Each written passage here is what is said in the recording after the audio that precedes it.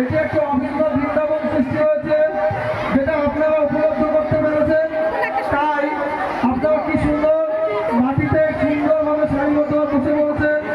এটা আমাদের আন্তর্জাতিক কৃষ্ণ ভগবানের পক্ষ থেকে হার্দিক অভিনন্দন জানাই যে আপনারা খুব সুস্থভাবে বসে পড়েছেন। একটু এই রাস্তাটা একটু হরে কৃষ্ণ যেতে দিন।